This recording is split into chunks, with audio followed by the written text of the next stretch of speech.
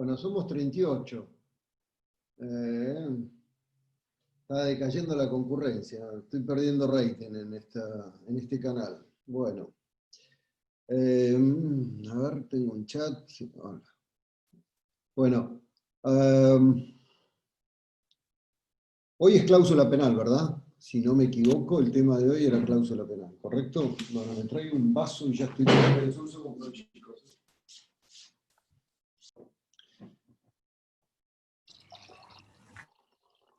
Mientras vemos si se incorpora alguno más. Sí. Unidad 7, indemnización convencional, efectivamente, Rocío. Mientras vemos si se incorpora alguno más, les comento que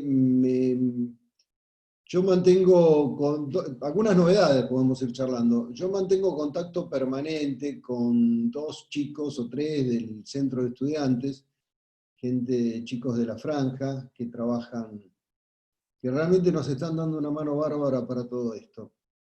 Y una de las cosas, Alan Tarruel, que se ocupa de subir, de transformar los videos de estas grabaciones y subirlas, mandarlas para que yo las suba al campus, etc., me preguntó a qué hora era la clase plenaria de mañana. Bueno, les digo, no hay clase plenaria mañana. Mañana miércoles va a ser la primera clase de consulta.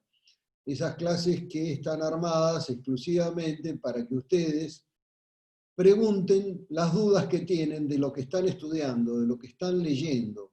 O sea, es como una consulta hecha al profesor, doctor, o profesor, o señor, o fulano, estoy estudiando esto, no lo entiendo, a ver, y conversamos sobre el tema, si es que podemos darle una mano y solucionarlo. Bueno, esa es la idea durante 1 hora y media de las clases de consulta.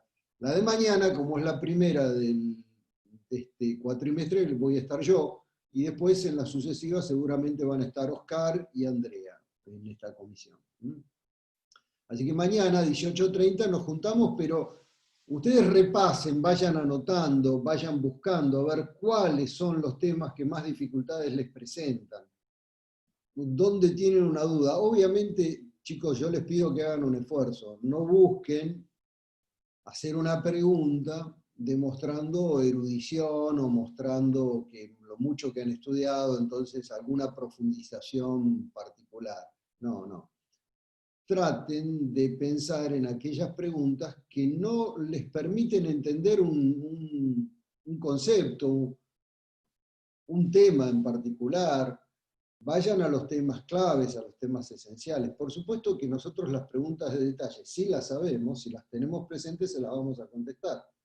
Pero si no podemos responderlas, piensen nada más fundamentalmente que lo que a nosotros nos interesa en esta etapa, es que ustedes comprendan cómo funciona la materia, cuál es el sistema de obligaciones que es la base de todo el derecho privado patrimonial que van a ver en el resto de sus carreras y si se reciben de abogados en el resto de sus vidas. Bueno, esa es la primera cuestión. La segunda cuestión es que, bueno, no sé si lo habrán observado, yo salí del grupo de WhatsApp. Las explicaciones que tengo que darles son muy cortitas. Los grupos de WhatsApp organizados por el Centro de Estudiantes, que lo hace con la mejor de las intenciones, son de una agrupación política, con la que, vuelvo a decir, tengo excelentes relaciones, muy buena onda. Los chicos estos, Alan, Fernando, de Stefani, son toda muy buena gente, pero no me parece que yo como docente no estoy de acuerdo con que se utilice el ámbito de comunicación que tenemos para la propaganda de agrupaciones políticas. Entonces, por eso me retiro yo. Si ustedes quieren, no tengo ningún problema, es que formemos otro grupo de WhatsApp. Cualquiera de ustedes lo puede hacer. Lo único que les pido para evitar ese tipo de cosas es que me pase a mí la administración. ¿Por qué? Porque no me gusta tener un gran hermano que vigila y que eso sea una agrupación política. ¿Cuál es el intercambio que hay de por medio? Y vuelvo a decir, con la mejor onda, son excelentes chicos. Los de la franja trabajan muchísimo por ustedes, para nosotros también, trabajan mucho para la facultad, no tengo nada que decir de ellos, al contrario. Pero en esto no estoy de acuerdo, por lo tanto, yo, un grupo de WhatsApp manejado, gobernado, dirigido y administrado por una agrupación política, yo he decidido no participar en eso, Y por eso les digo, si ustedes quieren hacer una consulta, me la hacen directamente a mí, si la quieren hacer, si no, bueno, ahí están todavía en el grupo Oscar y Andrea, con los que no he hablado de este tema, porque cada uno son decisiones personales de cada uno. Tercer tema, y antes que me pregunten sobre, no tenemos nada decidido del parcial, no tenemos nada decidido del trabajo práctico. Estamos armando un trabajito práctico simple, sencillo, que va a tener que ver con lo que ustedes puedan aplicar de alguno de los 3 ejes temáticos que están viendo, que es una obligación, cómo se cumple y cuáles son las consecuencias si se incumple.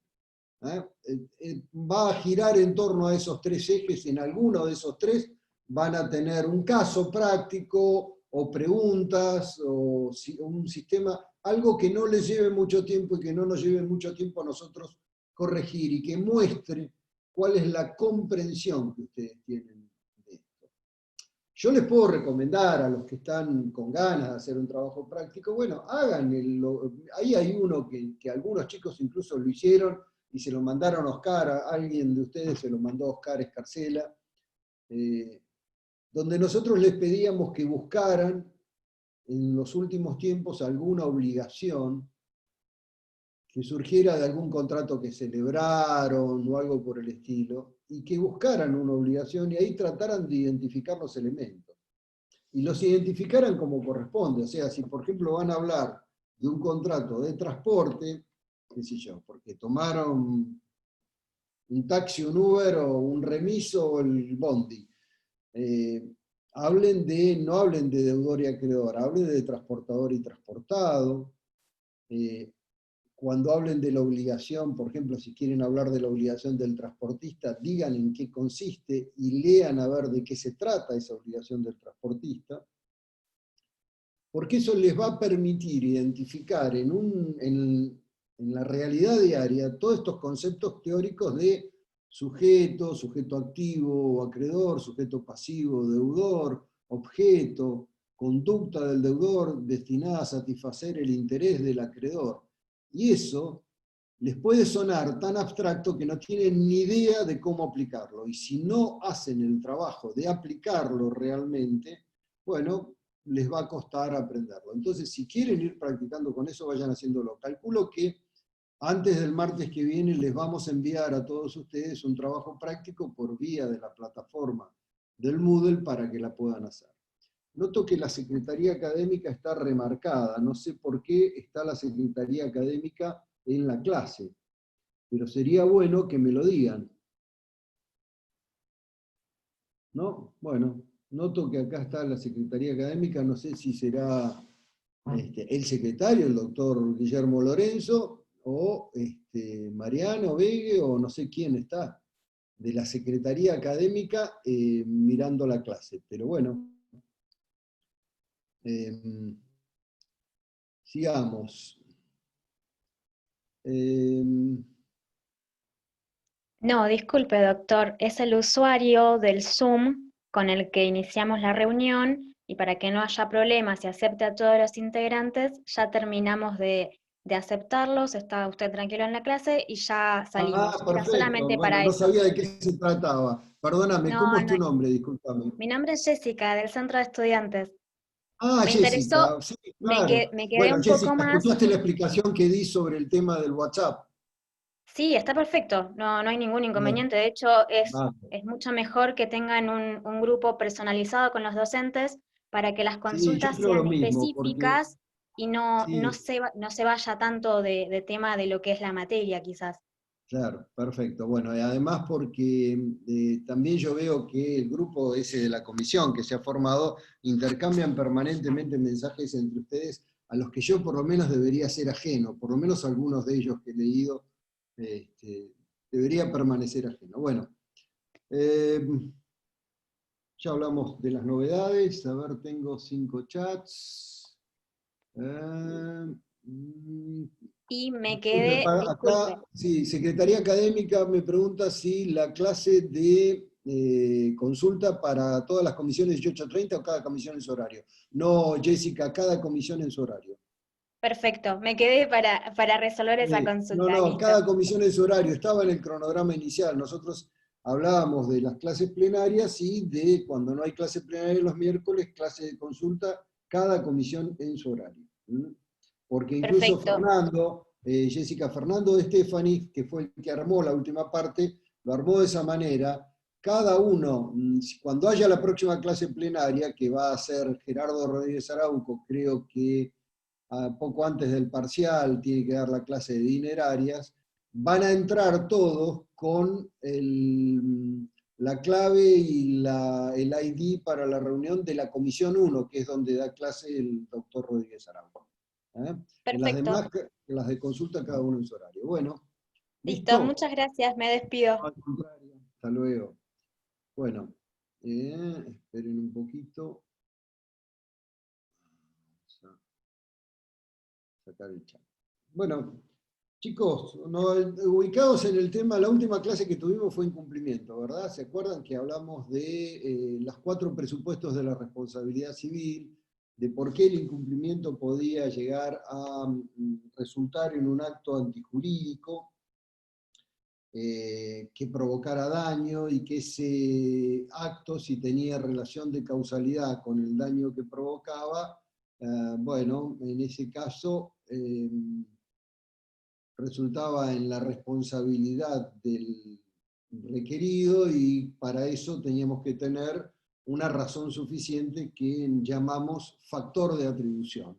Y analizamos factor de atribución objetivo y subjetivo. Bueno, acá siempre dentro del incumplimiento, siempre dentro de la cuestión del incumplimiento, no sucede lo mismo con la cláusula penal. ¿Por qué? Porque si se produce el incumplimiento de una obligación, bueno, en primer lugar hay que probar, hay que, bueno, requerir al demandado o al deudor por ese incumplimiento. Si ese incumplimiento produjo daño, por ejemplo, hay daños que hay que efectivamente probar y hay daños que están presumidos.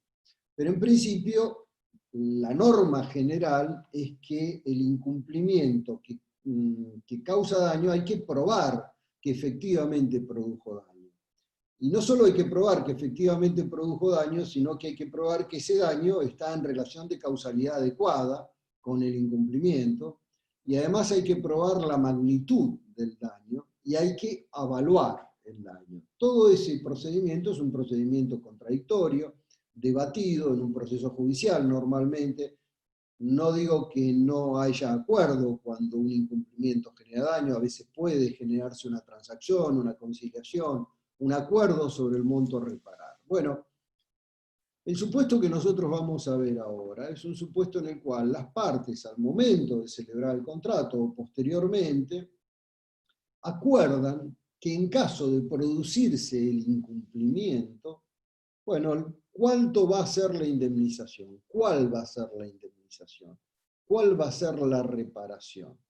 Establecen un monto, una pena que entra en lugar de la indemnización de daños y perjuicios. Entonces, con eso las partes se ahorran tener que discutir si ha habido daño o si ha dejado de haberlo. ¿Cuál es el valor, la magnitud de ese daño? Simplemente establecen que en caso de incumplimiento de una obligación determinada, que surja de un contrato, bueno, en ese caso el incumplidor tendrá que abonar una pena. Fíjense, si vamos, yo les propongo que hagamos la clase esta fundamental para que aprendamos a trabajar bien con el Código Civil y Comercial al lado, si lo tienen, o si lo tienen electrónicamente, partan la pantalla al medio, busquen de qué manera, pero háganlo y trabajemos con el código al lado.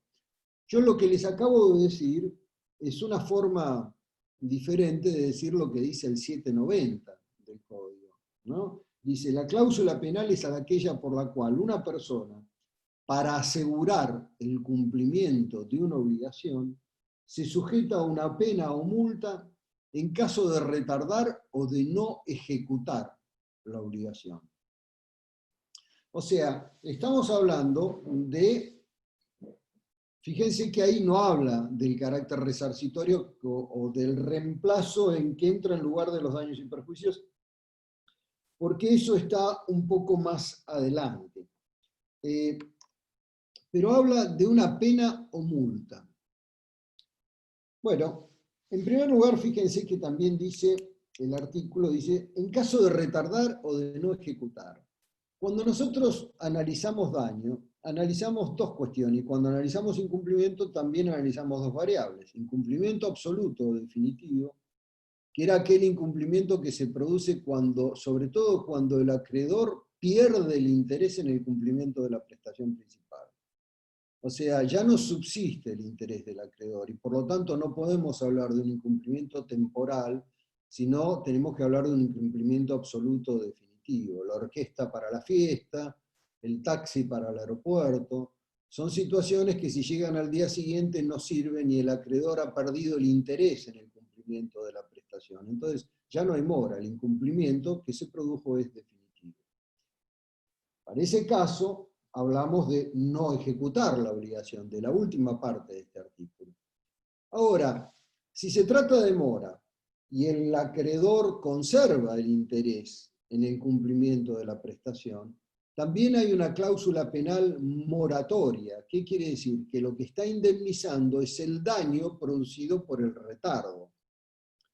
Supongamos que alguien tiene que recibir dinero para completar una operación o para cubrir el banco o para hacer lo que fuera, tiene que recibir dinero. Bueno, en ese caso las partes pueden establecer una pena o multa. El dinero por ahí no es el mejor ejemplo que les puedo dar, porque ya vamos a ver que el dinero tiene un daño presumido y tasado, que son los intereses.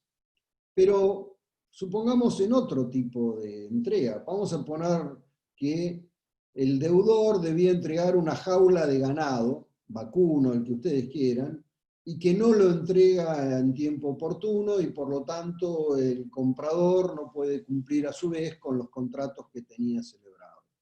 Entonces tienen pactado en el contrato que la pena puede consistir en otra jaula de ganado vacuno, puede consistir en dinero, puede consistir en la entrega de cualquier objeto.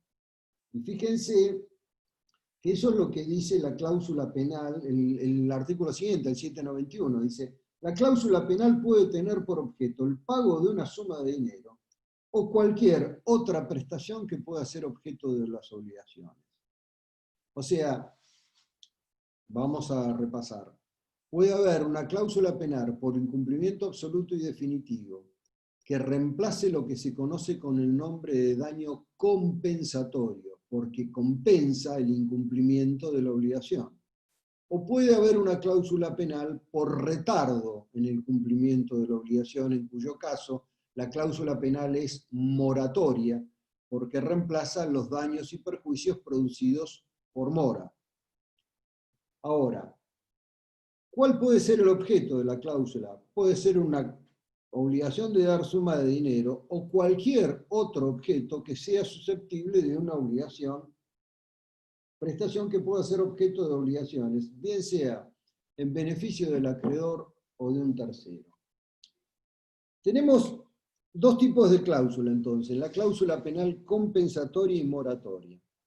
Pero además, notarán que en la definición del 790, reléanlo, dice, se sujeta a una pena o multa. ¿Y esto qué sugiere? Sugiere la idea de que si alguien tiene una pena pendiente ante la posibilidad de incumplir la obligación que surge del contrato que pactó, está compelido, de alguna manera está presionado. Hay una fuerza adicional para que se vea obligado a cumplir.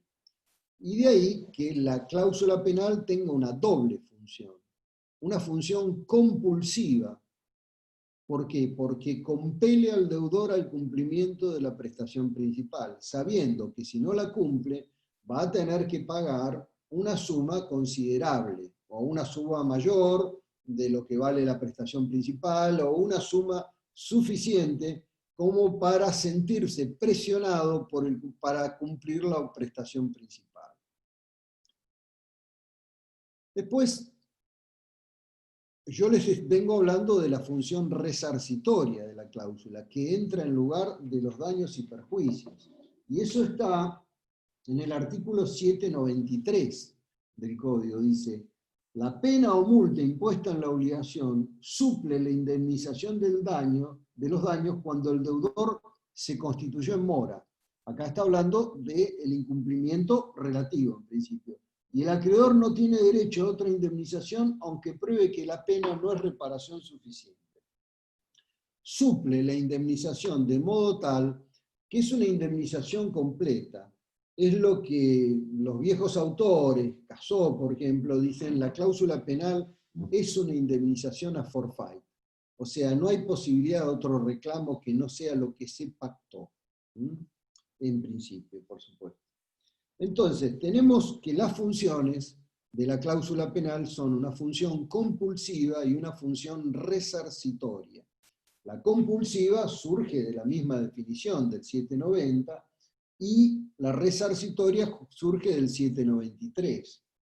Y si quieren buscar otro carácter de la función compulsiva representada en un artículo del Código, está en la primera parte del 794. Porque fíjense que el artículo dice que para pedir la pena el acreedor no está obligado a probar que ha sufrido perjuicios, ni el deudor puede eximirse de satisfacerla acreditando que el acreedor no sufrió perjuicio alguno. Esto significa, un buen romance, que si el incumplimiento no ha generado daños, la pena se debe igual. Por eso es que puede tener una función compulsiva, exclusivamente. Puede tener una función compulsiva y resarcitoria, o puede tener una función preeminentemente resarcitoria. Como dato de color, en la legislación comparada predomina una u otra función. Hay códigos, no me acuerdo cuáles, que hacen prevalecer la función resarcitoria y otros la compulsiva. No tengo la verdad que hubo algún momento en que leí qué códigos hacían una cosa u otra. A esta altura, afortunadamente me he olvidado de todo eso. Bueno, tenemos dos tipos de cláusulas. Ya sabemos qué es la cláusula. Releemos el 790. Aquella por la cual una persona, para asegurar el cumplimiento de una obligación, se sujeta a una pena o multa en caso de retardar o de no ejecutar la obligación. Ahora, pensemos, hagamos ese método del que con el que tanto insisto yo. Busquemos en la experiencia de ustedes alguna cláusula penal. ¿Alguno de ustedes tiene presente haber celebrado un contrato que tenga una cláusula penal? Con este concepto mínimo que vivimos hasta ahora, que sabemos qué funciones cumple, compulsiva y resarcitoria, y que hay cláusula penal moratoria y compensatoria. Prácticamente no sabemos nada, lo único que hemos hecho es mirar de qué se trata, pero con ese concepto, ¿tienen idea? ¿Alguno de ustedes alquila un departamento por temporada de invierno en Mar del Plata? ¿O alquila por 24 meses o por lo que sea, alquila? Bueno. Profesor, yo... Sí. Dale, Lorena, decime. Yo alquilo... Lucía, no. ¿Alquilás, perdón? Lucía, perdón, alquilo no tenía Lorena en el chat, perdón. Lucía, dale. Ah, perdón. Dale, un dale, inmueble para un negocio. Sí. Y bueno, hay una cláusula que no sé si es... Sí, ¿Tenés una cláusula desalojo, penal ahí, por ejemplo. Sí, de desalojo. De desalojo si no abono. No, eso no es una Si cláusula. no cumplo. Me encanta el ejemplo, pero no es una cláusula penal. Esa es la consecuencia de la falta de pago. El desalojo es una consecuencia legal. O sea, está en la ley con independencia de que te lo hayan puesto dentro del contrato. Es más, normalmente se pone en los contratos típicos que la falta de pago de 2 periodos consecutivos implicará inmediatamente el desalojo y deberá entregar libre y además todo pintado, todo a nuevo, no debiendo nada, porque si no lo vamos a colgar en la plaza pública. Se pone prácticamente una cláusula de ese estilo en los contratos. Eso no es una cláusula penal. La cláusula penal seguramente la tenés, vos debes tener un plazo final, o sea, ¿por cuánto alquilaste, Lucía? ¿Por 2, 3 años? 3 años, sí. 3 años, bueno. Seguramente debe decir que si no entregás el local cuando termine el contrato, pagarás una suma diaria. ¿No lo dice? Ah, sí. Sí, sí. Bueno, eso es una cláusula penal moratoria. ¿Por qué? Porque el dueño te puede, vos en vez de entregarle, no sé cuándo se vence tu contrato, pero supongamos que se vence el 1 de octubre del año 2022, por decirte algo. Bueno, si vos el 1 de octubre de 2022 no lo entregás, te empieza a correr la pena diaria por incumplimiento. Eso es mora, o sea, que el acreedor puede demandarte el cobro de la pena más la entrega del local. Ah, Entonces, es una cláusula penal moratoria. Ahí tenés el ejemplo de una cláusula penal moratoria. O sea, vos ya pactaste anticipadamente cuál es el valor diario del daño que va a sufrir el acreedor por la falta de cumplimiento de tu obligación, que consiste en reintegrar la cosa, el inmueble, a su dueño. sí. Me confundí, me llegó a confusión cuando estaba que me lo aclares, cuando podía ser dinero o no necesariamente el objeto. Claro, Yo lo trasladé al negocio, entrega del negocio. Vos sabés que yo cuando vos dijiste el ejemplo pensé en exactamente lo mismo, por ahí se ha confundido Sí, con lo que yo leí del 791, creo, de entrada, de sí, que podía ser tener por objeto, pero eso no se refiere tanto a la consecuencia natural, o sea, la consecuencia del incumplimiento es la posibilidad, o sea, darle los medios legales al acreedor para que el deudor le procure aquello que se ha obligado, ¿verdad? Lo que tenemos creo que en el 730 es, bueno, los medios legales son las acciones. La acción ante la falta de pago, o sea, ante el incumplimiento del contrato, es el desalojo. O sea, en realidad es la resolución del contrato y como consecuencia de que ya no hay un título personal para que vos tengas el local, lo tenés que devolver. Y si no lo devolvés, te desalojan por la fuerza pública.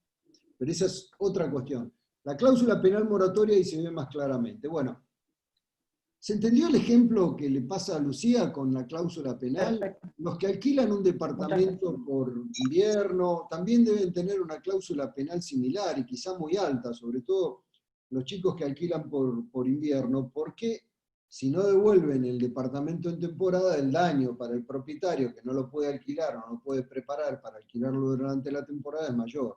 Y por esa razón suelen poner una cláusula penal más alta. Bueno, Profesor, una consulta. Bien. Una pregunta. Beatriz habla. Beatriz, ¿cómo te va, Beatriz? ¿Qué tal? Buenas tardes. Buenas tardes. Yo tengo un contrato de alquiler y ante el incumplimiento del pago mensual tengo un porcentaje diario para pagar. O sea, eso es un incumplimiento, no sería una cláusula penal. Bueno, o sea, y si yo en caso de incumplir, bueno, es la resolución se disuelve el contrato. Pero ahí es como que entré un poco en duda. Vamos por separado. Vos tenés, repetime cómo era, vos estás hablando de una cláusula penal porque termina tu contrato y vos no devolvés. Bien, ahí está. No, yo por eso preguntaba si la cláusula penal es únicamente ante la finalización de contrato. No necesariamente, es ante el incumplimiento de una obligación principal. O sea, Bien. no necesariamente debe tratarse de la cláusula penal por la restitución del bien locado. Puede deberse a cualquier otra cosa. Piensen no solamente en un contrato de alquiler, piensen en un contrato de compraventa, piensen en un contrato de suministro, o sea, aquellos que un proveedor suministra habitualmente insumos necesarios para un comerciante, por ejemplo, o para una empresa. El incumplimiento daña la cadena de producción o la cadena de comercialización, entonces el comerciante o el empresario que tiene contratado ese proveedor suele prever los daños, tarifarlos por anticipado e incluirlo en un contrato de suministro. Y de esa manera se garantiza no tener que ir a juicio o ir a un largo juicio a probar cuáles han sido sus daños cuando directamente lo puede pactar de buena fe con su proveedor. No necesariamente es así, pero Beatriz, por las dudas te haya entendido mal, vos me estabas hablando de la devolución de un inmueble, ¿es correcto? No, en realidad mi contrato de alquiler dice que ante la demora del pago acordado, Sí. yo tengo que pagar, o sea, hay un interés diario por cada día que me voy demorando, que cumplir. Bien, buenísima la pregunta. Sirve para distinguir la cláusula penal de un instituto muy parecido que son los intereses punitorios. La cláusula penal y los intereses punitorios tienen en común que tienen una función compulsiva y a la vez resarcitoria, o sea, tienen en común esa función. Y es más, si ustedes miran, van a ver que creo que es el 794, en la parte de intereses, que seguramente Gerardo se los va a poder comentar con toda solvencia, cuando se habla de intereses, el 769 dice, los intereses punitorios convencionales se rigen por las normas que regulan la cláusula penal. El 769. Claro, pero una cosa es regirse por las normas que regulan y otra cosa es ser lo mismo. ¿Cuál es la diferencia apreciable? Los intereses son siempre en dinero. Históricamente lo han sido, no solamente en este código, incluso el Código de Comercio, cuando hablaba, el viejo Código de Comercio ya derogado desde hace 5 años, que era el código, imagínense, de 1855 era ese código, hablaba de que los préstamos de mercaderías entre comerciantes, o sea, cuando se prestaban telas, insumos de cualquier tipo, lo que se les ocurra a ustedes, los intereses por los préstamos de bienes fungibles se liquidaban en dinero. O sea, los intereses siempre se liquidan en dinero. Y fíjense, ¿qué diferencia tiene esto con la definición que vimos recién de cláusula penal? La cláusula penal puede tener por objeto el pago de una suma de dinero o cualquier otra prestación que pueda ser objeto de las obligaciones. Los intereses no pueden tener como objeto cualquier otra prestación que pueda ser objeto de las obligaciones, sino únicamente son en dinero. Es la diferencia esencial que hay. La única confusión posible, detalle que los diferencia sustancialmente es ese. Los intereses son siempre en dinero, la cláusula penal no. Ahora, esto no quiere decir que en la práctica no se advierta que hay muchísimos contratos, chicos, pero muchísimos. Yo no tienen idea de la cantidad que he visto. En la función judicial he visto montones, que acumulan cláusula penal más intereses. Entonces generan doble sanción o doble indemnización por una misma causa o por un mismo daño. Y ahí es cuando vienen las anulaciones. O sea, hay que anular una, hay que anular a la cláusula penal o los intereses, porque las dos no pueden sobrevivir, no hay razón para que haya una doble indemnización o una doble sanción, una doble compulsión contra el deudor. Entonces, bueno, como las partes han tenido el abuso de hacer semejante presión sobre el deudor, normalmente vamos a anular la que resulte más cara por el deudor por el principio del favor de debitores. Bueno. Profe, sí, te escucho, Rocío. Sí, ¿qué era lo que tenían en común? Todo lo Los demás, intereses... la función compulsiva y resarcitoria. Y resarcitoria. Listo, gracias. Me había quedado eso. El carácter accesorio, bueno, ahora vamos a ver un par de cosas sobre los caracteres de la cláusula penal que comparte también con los intereses punitorios. Gracias, profe. Bueno, no, de nada. Las características que tiene la pena. Vamos a hablar un poquitito y después volvemos al código, pero vamos a hablar un poquitito de las características. ¿Se acuerdan de las obligaciones principales y accesorias o leyeron algo sobre el tema? Bueno, pero sí leyeron sobre el principio de accesoriedad en parte general. Aquel principio de lo accesorio sigue la suerte de lo principal, ¿correcto? ¿Verdad? No me digan que no lo leyeron. Bueno, gracias. Gracias por el sí, bueno. La cláusula penal es una obligación accesoria porque depende para su existencia de una obligación principal, de manera que nula o extinguida la obligación principal, nula o extinguida la obligación accesoria. Y ahí fíjense de leer los artículos 801 y 802 del Código en la parte de pena que dicen: la nulidad de una obligación con cláusula penal no causa la nulidad de la principal.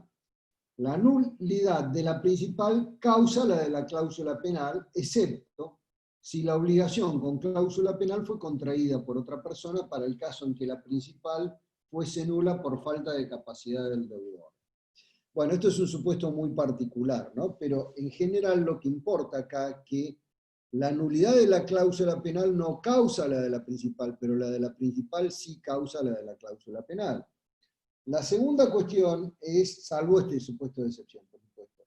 Fíjense, en el 802 dice: si la obligación principal se extingue sin culpa del deudor, queda también extinguida la cláusula penal.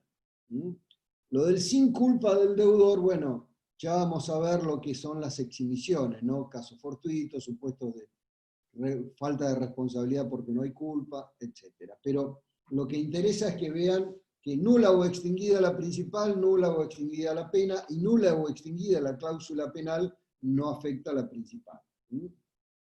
La otra cuestión es que la cláusula penal también, además de accesoria, es condicional. Ustedes se acuerdan de las modalidades de los actos jurídicos porque lo vieron en parte general también. Voy a prender una luz si me esperan un minuto.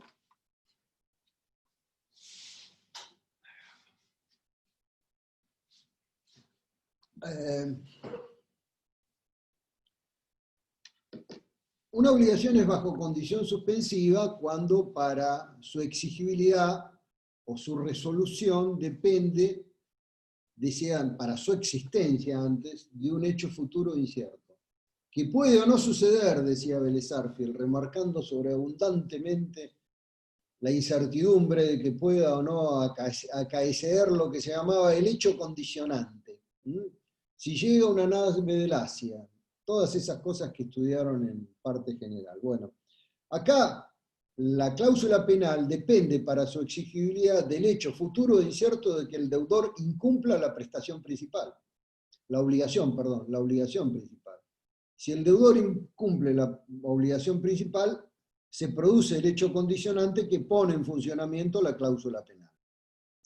Si se quiere, es uno de los efectos de las obligaciones.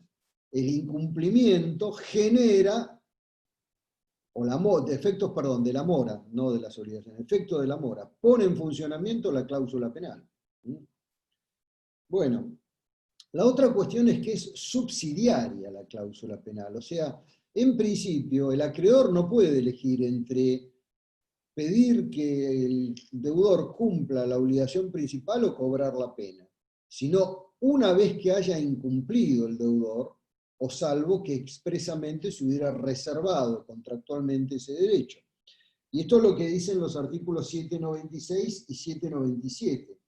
Fíjense, el 797 respecto del acreedor dice: no puede pedir el cumplimiento de la obligación y la pena, sino una de las dos cosas a su arbitrio, a menos que se haya estipulado la pena por el simple retardo, o sea, cláusula penal moratoria, o que se haya estipulado que por el pago de la pena no se entienda extinguida la obligación principal. Lo mismo sucede para el deudor. El deudor no puede elegir entre, bueno, yo no cumplo la prestación principal y pago la pena, salvo que expresamente se hubiera reservado ese derecho. Eso es lo que dice el artículo anterior, el 796. Entonces, se trata de una obligación, la cláusula penal, subsidiaria. Entonces es accesoria, es condicional, es subsidiaria y además, finalmente, es relativamente inmutable. Relativamente inmutable. ¿Y por qué hablamos de relativamente inmutable? Bueno, porque en realidad en principio, lo que las partes establezcan dentro de la autonomía de su voluntad, mientras no violen normas imperativas ni perjudiquen a terceros, es absolutamente válido. Y es absolutamente válido con todos los condicionantes propios del caso. O sea, si se trata de una cláusula penal que está dentro de un contrato por adhesión a condiciones generales predispuestas. Si se trata de una cláusula penal impuesta dentro de un contrato de consumo. Todos esos supuestos suelen ser mirados con mayor disfavor que un contrato de los llamados paritarios. El contrato paritario es aquel que se celebra entre las partes iguales, partes que tienen la misma capacidad de negociación, porque tienen el mismo poder económico o la misma situación de privilegio dentro del esquema que les permite contratar. Cuando hablamos de contrato paritario, hablamos de personas que están en condiciones de negociar de igual a igual, lo que en materia de doctrina contractual empezó siendo la regla. En el Código francés de 1804, los franceses decían, quien dice contractual dice justo, porque se suponía que el hombre era igual, ¿no? ¿Verdad? Las tres lemas de la Revolución Francesa, uno de ellos era la igualdad de todos los hombres, entonces se suponía que todos eran iguales. Estos 200 años han servido para demostrar que es muy difícil que haya igualdad y que la desigualdad es aprovechada como ventaja para negociar condiciones de mejores condiciones de contratación o imponerlas. De ahí que el derecho haya tomado una actitud donde trata de proteger al vulnerable, a quien está en una situación, sea por razones de ventaja económica, social, educativa, de todo tipo, entonces trata de protegerlo. Bueno, ahora, lo que las partes establecen puede ser revisado por el juez. Por ejemplo, ese contrato del que hablaba Lucía, del monto de la pena que ella tiene un porcentaje que pagar diariamente si no entrega el local en término. ¿Puede revisarse por el juez? Bueno, sí. Antiguamente no, antiguamente se decía, bueno, la cláusula penal es absolutamente inmutable. Después se pasó a declarar nulas las cláusulas penales que eran exorbitantes, las cláusulas penales, perdón, que eran exorbitantes o que contenían montos desproporcionados con el contrato, etc.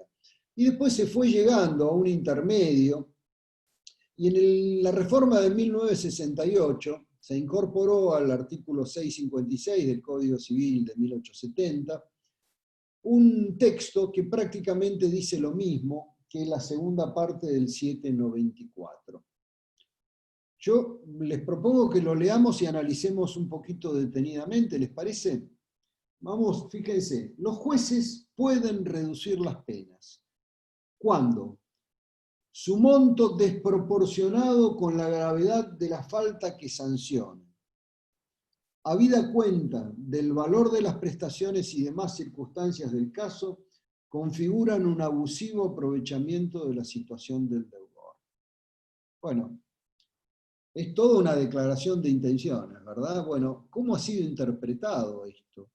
¿De qué hablamos? Porque fíjense que por lo menos ahí tenemos entre 3 y 4 pautas para analizar separadamente y discutir, porque, qué sé yo, una interpretación vulgar, rápida, ligera de lo que dice esto podría dar lugar a que, bueno, a mediciones muy subjetivas de cuando una cláusula penal es exorbitante. No es tan fácil, ¿eh?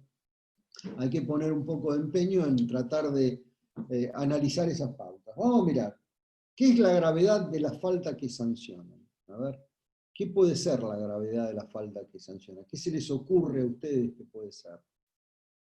¿De qué falta estamos hablando? Acuérdense cuál es el concepto de pena. La cláusula penal es para asegurar el cumplimiento de una obligación, y en caso de retardarla o incumplirla, se sujeta a una pena o multa. Entonces, ¿cuál es la falta que está sancionando? ¿Y a qué se refiere con la gravedad? ¿El incumplimiento? El incumplimiento, muy bien, está perfecto, el incumplimiento. Está bien, el incumplimiento de la obligación principal. ¿Alguien más? La gravedad, o sea, es el incumplimiento de la obligación y la gravedad que le produce ese incumplimiento al acreedor. El daño Daño que que le le produce al produce. acreedor. Bueno, es una forma de mirarlo. Mirá, a tal punto que esa posición que vos estás explicando la sostuvo un maestro del derecho civil como fue Luis Moisés Espanés en Córdoba, el profesor cordobés, ya fallecido. La sostuvo él en un artículo muy bueno que creo que está subido al campus, que se llama La cláusula penal y la lesión. Moisés Espanés era un profesor exquisito, uno de esos tipos que estudiaba con mucho detalle el derecho, y él sostenía eso que vos estás diciendo, que depende de la gravedad del daño. Bueno, para hacérselos cortos, lo que ha terminado por prevalecer es otra opinión, no la de Moisés, que lo discutió mano a mano con el maestro, con Atilio Alterini, con el número 1, y Alterini decía otra cosa. Alterini decía que la gravedad, la falta, en realidad, lo traen del 1156 del Código francés, reformado en el año 75, y los franceses hablan de faute. Y la culpa francesa es algo más que la mera culpa, es culpa más antijuridicidad. Entonces él decía, gravedad de la falta refiere, decía Alterini, con impropio galicismo, porque viene de los franceses, el grado de reprochabilidad de la conducta del deudor. A eso se refiere. O sea, si alguien incumplió porque no pudo cumplir, suponete, Lucía no pudo devolver el local el día que tenía que devolverlo. Alguien no pudo cumplir la otra obligación de suministro a su cliente, el proveedor a su cliente que tenía pactado. No pudo, aunque lo intentó, no pudo. No llegó, Lucía no llegó a sacar las cosas, no llegó a armar su otro local, entonces necesitaba 1 o 2 días más, no pudo. ¿Qué hay ahí? Culpa. Nada más que culpa, como mucho, en el peor de los casos, culpa. No hay intención deliberada. Lucía no tuvo la intención de quedarse. Pero vamos a suponer que, perdóname Lucía que te use de ejemplo, pero bueno, me viene muy bien. Vamos a suponer que Lucía se enojó con el dueño, que ha tenido algún conflicto que otro, y dice, ¿sabes qué? Me quedo un par de días más, y deliberadamente, pudiendo cumplir, no cumple. Eso es dolo. No es culpa, es dolo. Entonces, gravedad de la falta se refiere a que si hubo culpa, es posible reducir la pena. Pero si hubo dolo, si hubo intención deliberada de no cumplir la prestación principal, no es posible reducir la pena. ¿Por qué? Y porque es tanto como premiar al deudor doloso, premiar a quien deliberadamente incumplió la prestación principal. Entonces el derecho en general rechaza eso. Incluso van a ver ustedes cuando vean daños, que existe la posibilidad por ahí, no me acuerdo en qué artículo está, antes estaba en el 1074, pero existe la posibilidad, sí, en el 1100, no me acuerdo, existe la posibilidad de reducir el monto del daño, teniendo en cuenta el patrimonio del deudor, pero siempre y cuando el daño no haya sido causado por dolo. Si el daño ha sido causado por dolo, el deudor nunca es merecedor de un mejoramiento de su situación por equidad. No es merecedor de ninguna piedad, por decirlo con un término más religioso y menos jurídico.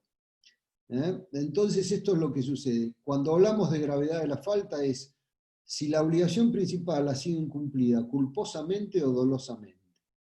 Esa es la primera pauta. ¿Se entiende? Pero está perfecto, Beatriz, lo que vos dijiste de la otra opción, también cabía analizarla. Yo creo que tiene razón Alterini, pero es una opción absolutamente válida. Bueno, habida cuenta del valor de las prestaciones. ¿Qué significa el valor de las prestaciones? Supongamos en un contrato de alquiler, vamos a suponer que Lucía paga, pobre Lucía, la agarré de ejemplo, pero paga 30.000 pesos de alquiler por mes.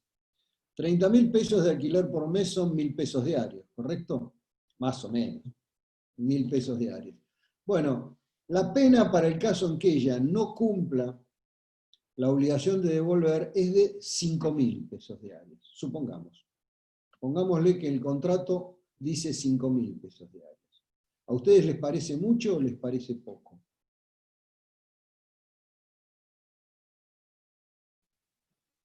No, es abusivo. Es abusivo, ¿por qué? Y sí, porque el interés estipulado es No por es ahí interés, es cláusula penal. Bueno, la cláusula penal es, digamos, no sé cuánto abona de alquiler, pero, digamos. Es Acabo excesivamente de decirlo, onerosa la no me digas cláusula que no penal. sabés. No lo escuché, no lo escuché. Ah, bueno, pero hay que Es antes mayor a la obligación. nos largamos a comentar lo que no 30.000. escuchamos. No, vamos a ver, Sabrina era la que estaba hablando, ¿verdad? Bueno, Sabrina, dijimos, Lucía paga 30.000 pesos de alquiler. 30.000 pesos equivalen a 1.000 por día. Acá le hemos puesto Sí, una sí, cláusula penal diaria de 5.000. Eso fue lo claro, que dijimos. ¿Les parece poco o les parece mucho? Vos dijiste, es abusivo. Yo te pregunté por qué. Bueno, no sé cuánto paga de alquiler. Bueno. No, pero lo que pasa es que ¿Y no me cómo lo habla. medimos entonces? No, sí, claro, porque quintuplica el valor del diario ahí. Y que 5 veces es Sí, dice mucho. que. Bueno, es una visión. Vamos a poner que sí. Yo creo que está mal tu visión, pero ahora te comento mi opinión por qué. Por supuesto, por ahí está bien, ojo. Que como vos piensa mucha gente, muchos abogados y muchos jueces, de hecho, y doctrinarios de derecho no he visto ninguno, pero muchos abogados y muchos jueces piensan de esa manera. Profe, Sí, Laguna, yo trabajaba en un sanatorio, en esterilización, y trabajaba mucho material alquilado para las cirugías. Ajá. Y no se hacía una cirugía, la institución tenía una multa muy grande, o sea, justamente creo que era una cláusula penal por no entregar a horario el material a las ortopedias, porque al otro día había cirugías quizás en otra institución, y el daño no era solamente por que no llegue el material, sino que podía haber una consecuencia grave en un paciente que no podía atenderse, por ejemplo. Extraordinario ejemplo, Carolina, pero extraordinario ejemplo. Pero vos sabés lo bien que me viene, justo lo que iba a decirle a Sabrina era eso, que lo que se mide no es la relación, por ejemplo, entre el monto del alquiler y eso. O en el caso que vos estás poniendo como ejemplo, Carolina, el valor de los insumos necesarios para operaciones, dijiste de traumatología, ¿verdad? Bueno. Sí. No se mide exclusivamente eso, se mide el daño que podría resultar o que resulta del incumplimiento. Vamos a suponer que el propietario de Lucía, sabiendo que Lucía es una chica sumamente cumplidora y que no deja ninguna obligación sin cumplir, decide vender el local. Y sabiendo que Lucía se lo tiene que entregar el 1 de octubre del año 2022, él se compromete, lo vende y dice, yo lo voy a entregar libre de ocupantes el 10 de octubre del año 2022, 10 días después.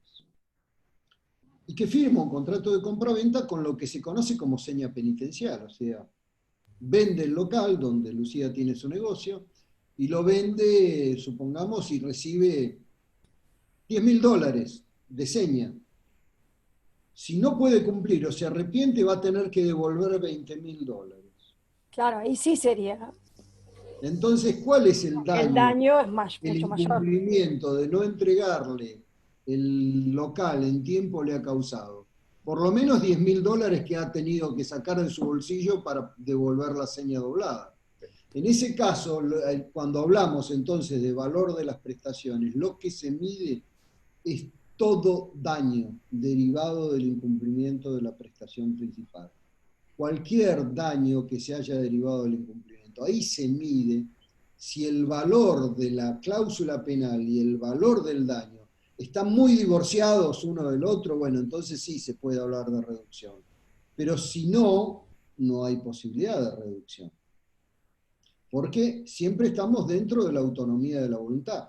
En principio los jueces no pueden meterse en los contratos si no hay un supuesto especial que autorice en la ley a modificarlo. Fíjense, ya que tienen el código a mano y estamos trabajando con el código, lean el 960 del Código Civil y Comercial.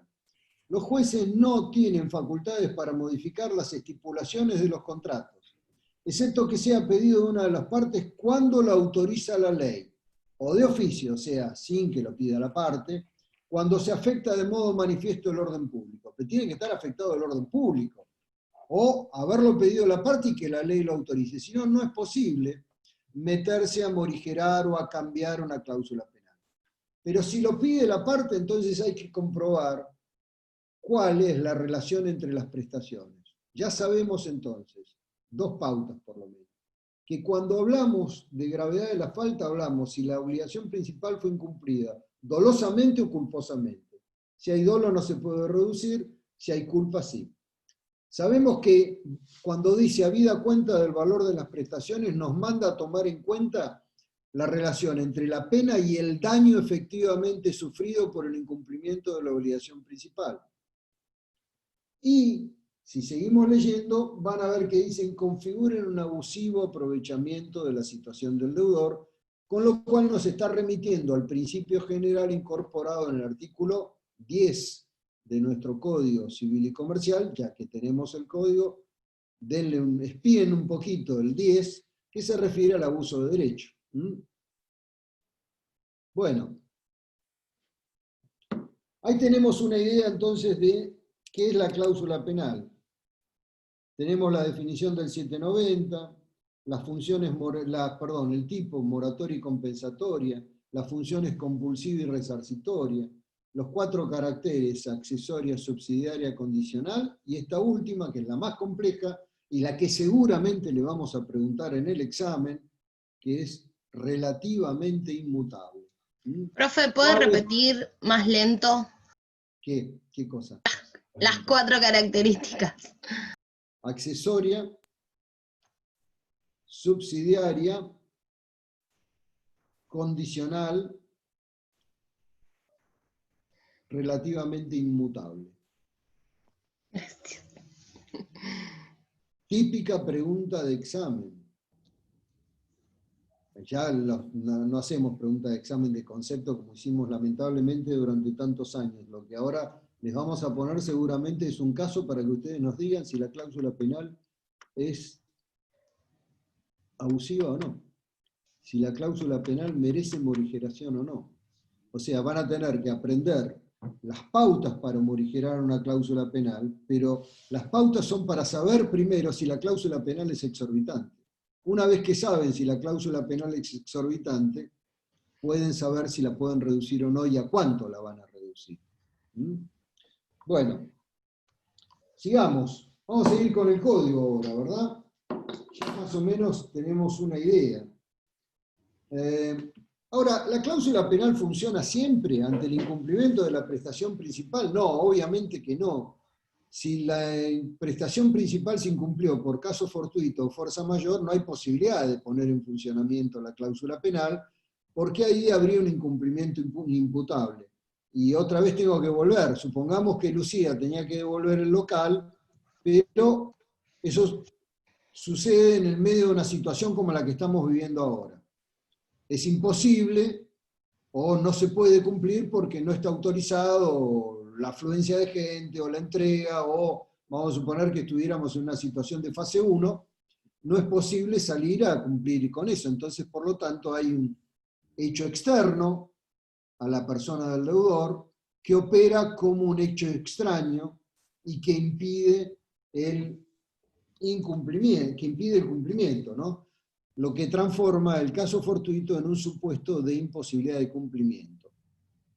Complementen este 792, el artículo que lo dice es el 792, fíjense que dice, el deudor que no cumple la obligación en el tiempo convenido debe la pena. Si no prueba que por una causa extraña,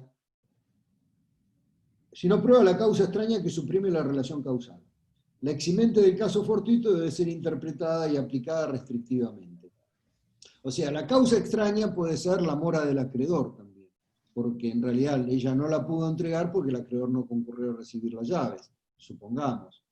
O puede ser el caso fortuito, que acá dice se aplica restrictivamente.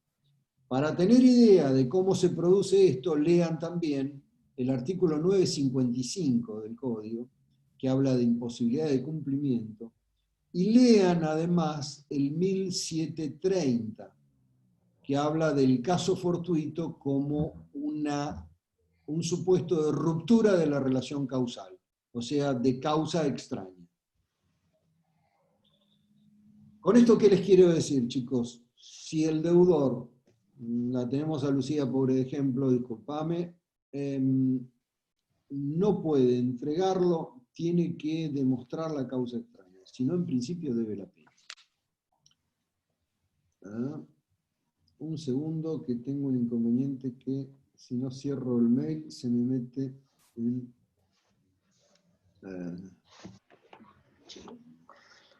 Bueno, a ver. Acá Valentina está preguntando si las pautas que dijo el profesor son dos. La de ver si es culpa o dolo, la de medir el daño derivado. Sí, la tercera que está en el código, Valentina, la tercera que está en el código es configura un abusivo aprovechamiento de la situación del deudor. Son 3 las pautas, por lo menos. Lorena, por acá, pregunta, si yo alquilo departamentos temporarios, ¿puede ser que si no entregan la propiedad en día indeterminado deben abonar un mayor valor?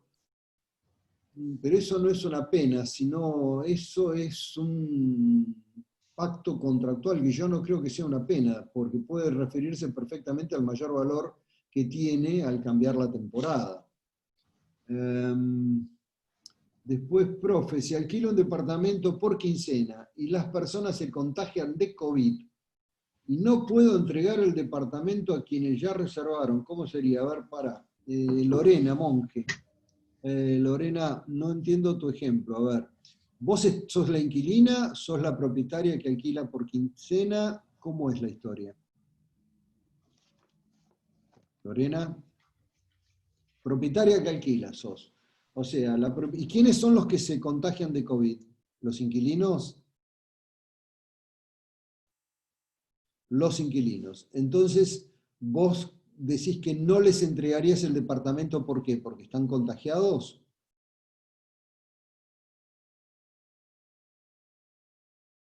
O sea, porque tienen que hacer cuarentena, entonces la pueden hacer en el departamento, porque de lo contrario por ahí los dejas en la calle. O sea, ¿cuál es tu argumento para no cumplir? Que ellos están contagiados. Bueno, no tienen derecho Creo que, disculpe profesor, creo que a lo que se refiere es que no puede entregarle el departamento a los siguientes inquilinos, que también anteriormente habían reservado. Ah, que no pueden entregarle a los siguientes inquilinos que habían reservado. Yo creo que sí. Primero, los inquilinos que están en cuarentena se tienen que quedar y alargar la situación porque no tienen dónde ir. Porque en principio tendrían que cumplir, salvo que estén diciendo, bueno, no tenemos dónde ir. En ese caso yo creo que tenés una causa justificada, o sea, la falta de cumplimiento se debe a un hecho extraordinario y particular, que es que hay bueno, no sé, digo yo, se me ocurre pensar que podría ser un supuesto de causa extraña para tu incumplimiento frente a los nuevos inquilinos. Bueno. El gran claro, debate sí, se abre el gran debate. sí, probablemente sea el gran debate de este verano ese, ¿no? Porque yo creo que este verano va a ser difícil alquilar algo, pero supongamos que alquilen algo, va a resultar bastante complicado. Bueno, sigamos un poco con el código, porque mucho tiempo no nos queda, me parece, ¿no?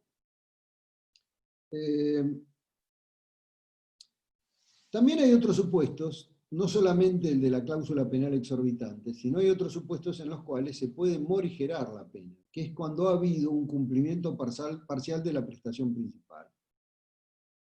Vamos a suponer que alguien tiene que suministrar determinadas cantidades de mercadería para una fábrica. Un proveedor tiene que suministrarla y tiene una cláusula penal pactada por la falta de suministro.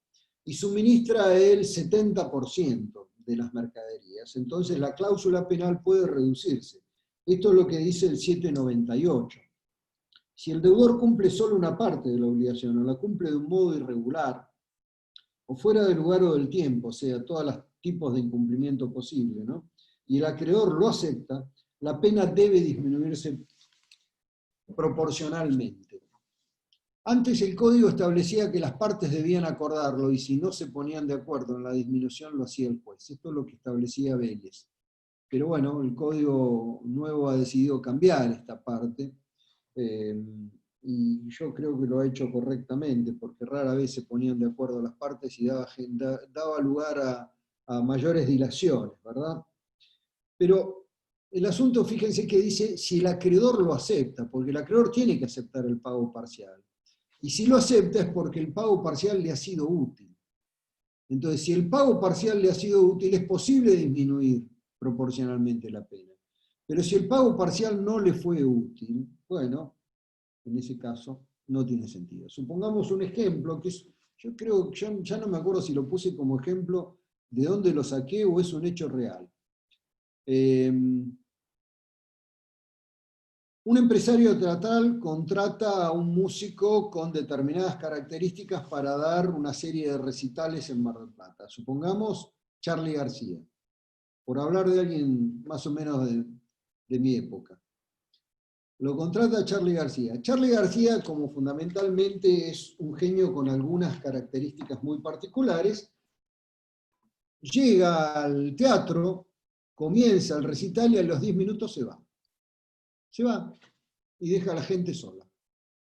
Bueno, ¿hay cumplimiento parcial que justifique una disminución si hubo cláusula penal pactada? No, porque ese cumplimiento parcial no le sirve al empresario teatral. El empresario teatral, si Charly tocó 10 minutos, va a tener que devolver todas las entradas, pagar todos los gastos, etc. Entonces no hay disminución proporcional de la pena. ¿Se entiende el ejemplo que quiero dar?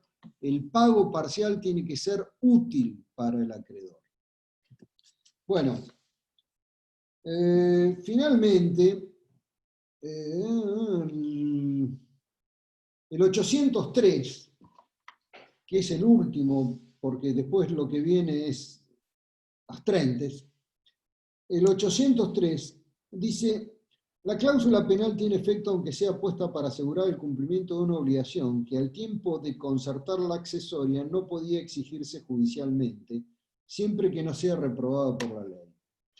Acá van a encontrar, acá puede haber alguna confusión y por eso decidí hablar un poquitito de este artículo, aunque no es un supuesto muy habitual. En los textos viejos anteriores que tratan la cláusula penal en relación al Código Civil de Vélez, se suele citar la cláusula penal puesta en seguridad de una obligación natural. ¿Por qué? Porque las obligaciones naturales que estaban en el 505 del Código de Vélez, en el 515, perdón, del Código de Vélez, 515, sí, no conferían acción para exigir su cumplimiento, pero cumplidas por el deudor no podían ser repetidas. Las obligaciones naturales no están más en el Código Civil. Se acabó la cuestión del derecho natural y las obligaciones naturales dentro de nuestro Código Civil. Ya no están más. Entonces, el 803 no está hablando de lo que hablaban los autores anteriores, está hablando de otro supuesto. Está hablando del supuesto, por ejemplo, del artículo 1008, que es la venta de cosa ajena. Si yo prometo en venta, para tomar otro ejemplo, otro alumno, a Matías, que lo tengo acá al lado mío en la grilla, Matías Esteves, yo prometo en venta un bien de Matías. Le prometo a Agustina, que la tengo a la izquierda de la pantalla, le prometo a Agustina Burgos un bien de Matías Esteves. Estoy vendiendo una cosa ajena. Yo puedo pactar, Agustina me dice: sí, vos me vas a conseguir venderme la moto, el auto, lo que sea que tiene Matías, pero yo no estoy muy segura de que vos lo logres, entonces pactamos una cláusula penal. Si yo no logro que se venda ese auto, esa moto, lo que sea, tengo que pagar una pena. Bueno, en ese caso, la obligación no es exigible judicialmente, porque yo he actuado vendiendo una cosa ajena. O sea, si Matías decía: no, es una locura tuya, yo no me interesa vender ni mi auto ni mi moto.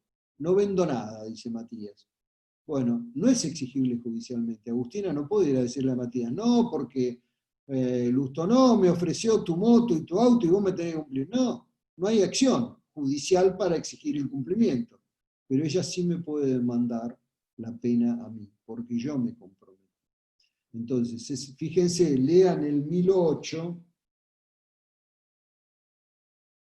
cuando habla de venta de cosa ajena, dice: los bienes ajenos pueden ser objeto de los contratos.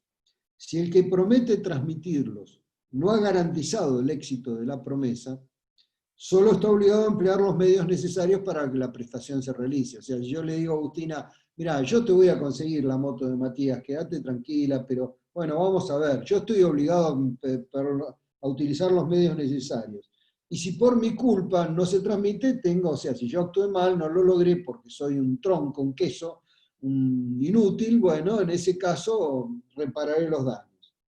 Pero si yo garanticé la promesa, no, yo te aseguro que la moto la va a tener, y firmé una cláusula penal, fíjense, debe también indemnizarlos cuando ha garantizado la promesa y esta no se cumple.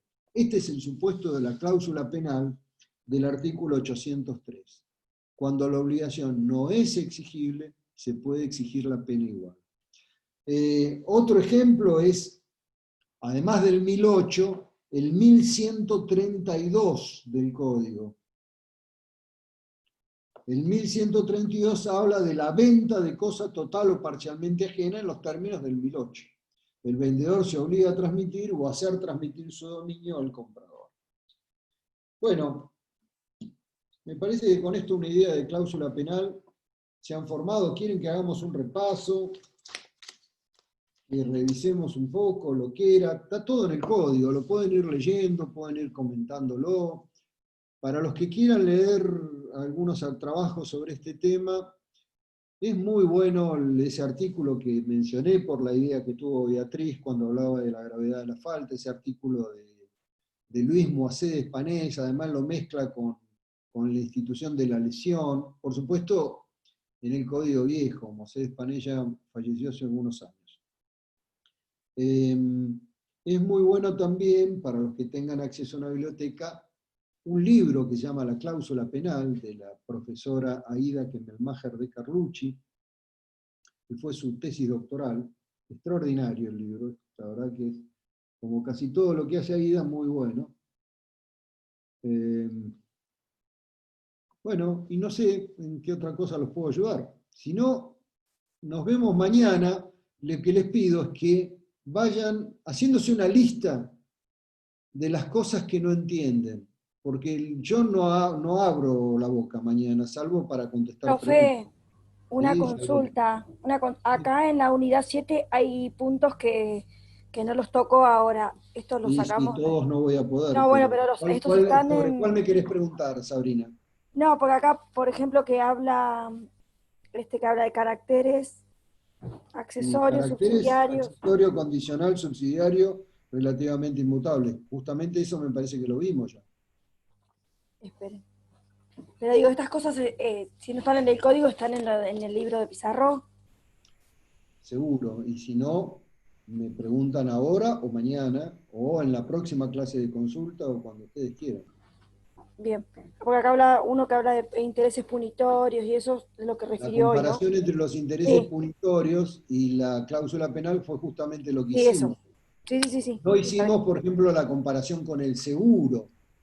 El seguro es cuando en realidad el seguro es un contrato aleatorio donde está definida la prestación a cargo de una de las partes y la otra depende de un hecho que puede o no suceder, que es el alia propia del seguro, ¿no? O sea, si sucede el siniestro, un incendio en un inmueble, un choque con un auto, el seguro va a tener que desembolsar su prestación, pero si no sucede el siniestro, el seguro cobrará su prima y no desembolsará absolutamente nada. Bien. La diferencia esencial, perdón, Sabrina, discúlpame. No, escucho. No, estaba hablando de la diferencia del seguro y decía que la diferencia esencial, que uno es un contrato aleatorio y el otro normalmente va en contratos, lo que se llaman contratos conmutativos, donde las prestaciones están definidas de entrada. Bueno, y después hay diferencias con otros institutos, pero todos esos puntos que por ahí no se tocan de todo lo que es el programa es porque en realidad, si fuéramos a tocar cada punto que hay en el programa que ustedes deben haber leído para aprender la materia, las clases durarían 3 horas, o las charlas estas durarían mucho tiempo y serían, por cierto, bastante aburridas e insostenibles. Por eso a veces no podemos tocar todo. Bueno, ¿alguna otra pregunta? Si no nos vemos directamente mañana, vayan preparando, chicos, ya les digo, las preguntas que tengan, las cosas que no hayan podido entender, sobre todo, los que están leyendo, y mañana los charlamos. Bueno, mañana 18:30, sí. Disculpe, las preguntas preparadas para mañana, ¿van a ser solamente de estas últimas unidades? Porque yo tengo una listita, pero ya arranca desde la unidad 1, si no hay problema. Perfecto, Ariadna, para eso es más, es la primera clase que vamos a tener, ¿sí? consulta. Así que podés preguntar desde la primer bolilla, de la primera unidad hasta lo que Claro, estés quizás estudiando. no son cosas troncales, pero que me ayudan a cerrar la idea y Por supuesto, ¿cómo? no quiere decir que las pueda responder. Claro. Vamos a intentar, si no la sé, diré no sé y trataremos de agarrar el libro y entre todos resolverla. La clase de consulta no es que están ante una computadora que puede contestarles todas las preguntas, no. Hagan de cuenta que yo soy un compañero que está estudiando con ustedes y durante 1 hora y media nos juntamos con un poco más de experiencia que ustedes, digamos, nos juntamos a charlar sobre esta materia de la que yo tengo algunas lecturas más. Bueno, sobre esa base es mañana. Decir, bueno, a ver, yo de la unidad 1 no entiendo qué es esto de la satisfacción de la conducta del deudor que satisface el interés del acreedor, por ejemplo. O no entiendo, no sé, cualquiera de las cosas que, o no entiendo el tema de la causa fin, o no entiendo el tema de lo que sea. Y ahí nos sentamos y charlamos. Y si no lo sé, agarramos los libros y buscamos entre todos. Perfecto, profe. Gracias. Eso es lo que les propongo como método. Nos vemos mañana. Hasta mañana, chicos. Gracias.